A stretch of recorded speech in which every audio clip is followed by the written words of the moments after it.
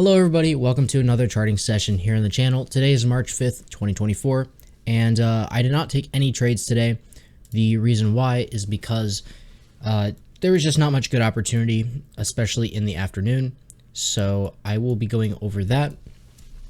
So first thing off is that in the morning, when I started looking at the markets around sort of like 7-ish, 8 o'clock, I had noticed that on NQ, what just happened? Why did it do that? On NQ, hold on. Here we go. Okay.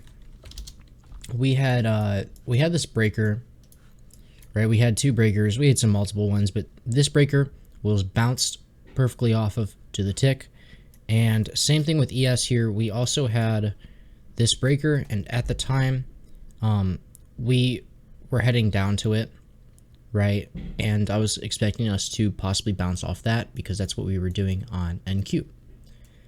Now, additionally, I was a little skeptical because I've realized lately on standard deviation, if we do not bounce through the -2 to -2.5 area, if we go through it like this, a lot of the times it will not go back up, right? And it will actually continue further down. So I saw this bounce and I was thinking, okay, well, it could possibly go back up, but it could have also ran through this and possibly use it as an inverse, right? So we go through it, come back up, we tap it, and it could go down. So at the time, I was thinking it could literally either go up or go back down, or if it does go back down, it could just be a pullback, right? After bouncing off this breaker, it could just be a pullback to go higher. So we had this massive sell-off, and this was while I was in class, right? Market open sell-off. And I am kind of happy we had this because, one, we had this low, right? We had this sell-side liquidity, and I was kind of wanting this to get taken out. But even better than this getting taken out, we displaced through it, okay? And we were heading down to these lows. So at the time here, we came down and we actually did not take this out yet. And I'm going to talk about that a little bit in a second, but same thing with NQ, or with ES. We came down, we at first swept this low and then displaced back further. And once again, right here, we did not take out this. Plus we have a sort of a liquidity pool. We have all these equal lows. So that means that we will have sort of like a magnet, right? So this is sort of like engineered sell side. Why do I say this? The reason why is because there's no real reason that there's no PD array, right? And you may think, okay, well, this is a wick. It could be consequent encroachment of the wick. We could be rejecting off of it. The reason why it's probably not that is because it's not really that big of a wick. Like, yeah, it looks big, but it's nothing like, it's not like this kind of, wait, hold on. I mean, I don't know. I mean, it could be, but most likely it's not. So we're heading back up, and we also have this, which leads me to be bearish for tomorrow. We have this SMT created at these highs on ES and NQ because NQ has taken this recent high, and then we're also kind of going down from that. And then with ES, we create this SMT, and we're displacing down. We have this bigger SMT, and then we also have the smaller SMT on these two tops. So where do I think we could go? If we look at the 4-hour, I want to see, did we tap into a fair value gap? No, we didn't. So what we could possibly see is us tap into this 4-hour. If we're really bearish, we're going to tap into this and sell directly back off. And if we do, if we can take this low and displace down, either we're manipulating this low to head to 50% of this range. So let me actually, hold on, let me do this. This right here, I'm going to move this up here. So we actually are already in discount. So I do want to see us take this low. If we can take this low and keep going down, then we may be pretty bearish for a while, and we may start just selling off, and that would be really nice. This is sort of like the first real sell-off we had. I mean, we had this one, but it did sweep these lows, and it went right back up.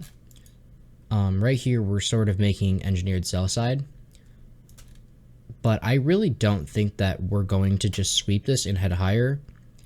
The only way that could happen is if we sort of tapped like this for value gap right here, probably. So here's a 4 hour. This is sort of a good spot. Actually, honestly, this one might be a little better. The reason why I say that is because we have this, plus we sort of have this breaker, and it could be something we have to look out for. This could be a manipulation of this low, tapping into here to head back higher. That is completely possible. Again, the thing about models and price is that it's completely fractal. So when I say that is that, let's say you're looking at this chart. This could be like a 15-minute, right? But it looks like a 4 hour. Or it could be like just like a 5-minute chart. This could look like a 5-minute chart. And on a 5-minute chart, you would think this was just displacing down to sweep this low, tapping into here just to go back higher. That is completely possible that it could do that. Also, we do have this OTE and this for value gap and this sort of breaker. So that's also something else it could bounce off of. But tomorrow, my bias is pretty bearish because of this double sell-off. We are having a lot of momentum down, and we have not taken out this low. That is the biggest thing. If we would have swept this low and displaced back up, I would be bullish. But we have not even taken this low, nor have we formed SMTs at this low, nor have we also have this bearish SMT. So there's sort of a lot going on here that shows that price wants to go lower. But yeah, we'll see. So another thing to also point out is that tomorrow we have quite a lot of news. We have this news between 8:30 a.m. 9:45 a.m. This could be like around market open. So that could be pretty crazy. We also have both of these red folder news, and we have Powell testifying. Whenever Fed Chair Powell testifies, it's crazy, right? We're going to have a lot of volatility here. We also do have JOLT's job opening and a press conference. So this entire morning is going to be extremely volatile. And I do think if we can align this with Silver Bullet, news could actually possibly be good to trade. We also do have this 5-minute for value gap. I don't know, I just noticed this right here. We're tapping into this. Wait, no, it's 4 hours just created. But yeah, we got this 5-minute for value gap that we did tap into after possibly liquidity sweeping this. So yeah, but what I'm thinking is if we can get a little bit of a sell-off to start igniting this move and this SMT, we may get a slight retracement, and then hopefully with news that just drives us lower. And if we do have a bullish or a bearish setup, I might go in with 1 micro in news because I could absolutely bank. I'll also possibly be able to lose money, but it's just, it's just a game of probabilities. Plus, it's only 1 micro. Like if I lose, it'll probably be at most $100. But I'm not gonna do it right as news happens. I'm gonna wait for the initial move. So something that could probably be nice with news is if we did actually do a slight pump, right? Let's say with news we take OTE of this. Looks like this fair value gap's in OTE. Let me just check though. Yeah, this is something that could be kind of nice if we were to possibly tap into this for value gap, right? This 15-minute for value gap from news, pump up to here, and then we sell off. Usually with news, you're going to have an initial move.